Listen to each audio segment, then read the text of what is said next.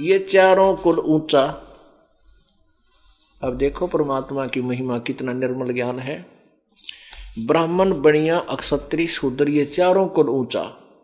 इनमें शूद्र को नीच नहीं कहा प्रभु ने, क्योंकि ये तो केवल एक कर्म है। अब अपना कर्म, जो हमारे जो कर्म विभाजित किए गए हैं, उन कर्मों के आधार पर उसमें कोई छोटा बड़ा नहीं होता।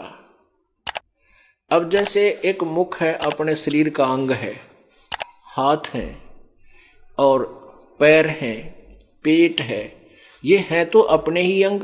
इनमें पैर नीचे हैं तो क्या ये पैर हमें लेकर चलते हैं, पैर जमीन पर रखे हैं, क्या ये नीचे हैं?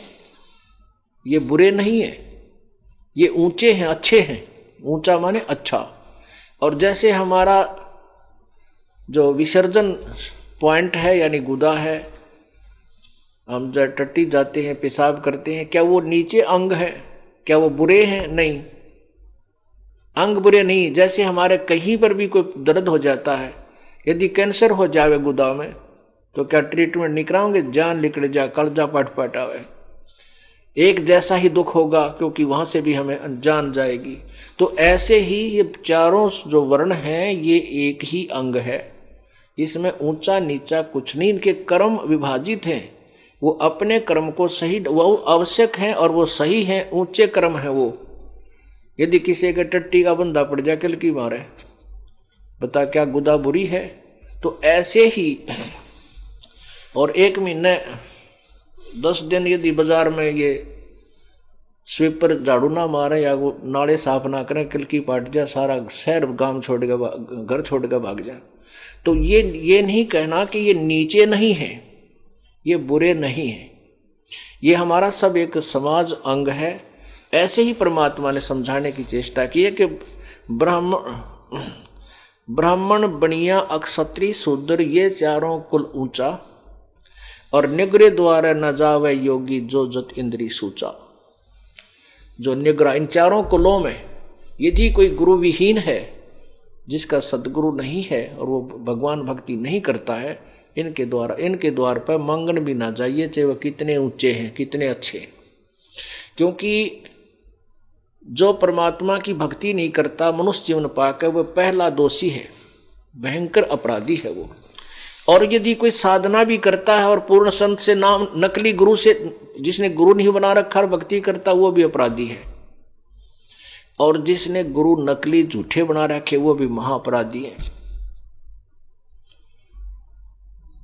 अर्थात भक्ति जो करते हैं वो गुरु बनाकर करें, तो फिर कोई दोष नहीं वहां जाने से, खाना खाने से के उद्देश्य से वहां किसी कारण से आप रुक जाओ किसी के घर में और खाना खाना पड़ जावे, तो वो दोषी नहीं है।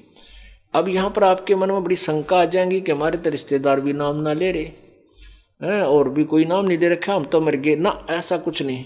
जैसे आप रिश्तेदारी में जाते हो या किसी कारण से रास्ते चलते किसी के घर रुक जाते हो, तो आपको परमात्मा ने, क्योंकि आपका उद्देश्य केवल वहां पेट भरने का नहीं है, आपका उद्देश्य किसी कामवश वहां गए हो और वहां रुकना भी पड़ जाता, खाना खाइए उनके, लेकिन खाद्य पदार्थ खाइए, अखाद्य ना खाइए, जो साधारण भोजन खाइए, वेज खाइए, यानी वैष्णव भोजन खाइए।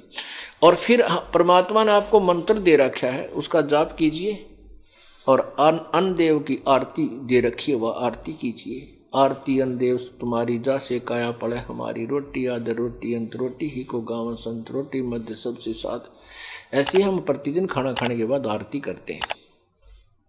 तो उससे क्या होगा कि आपका तो दोष नहीं, और आपके द्वारा वहां खाना खाने से उसको लाभ मिलेगा, क्योंकि एक संत को भोजन करा दिया। और जो नाम नहीं ले रखा, जिनके पास उपदेश है ही नहीं, वो नकली संत बनकर जगह जगह खाते फिरते हैं, कहते हैं वो तो टट्टू बनेंगे, उनके फिर अगले जन्म में देना होगा। ऐसे इस तत्व ज्ञान के आधार से आपने अपने भक्ति मार्ग को बचा के रखना है और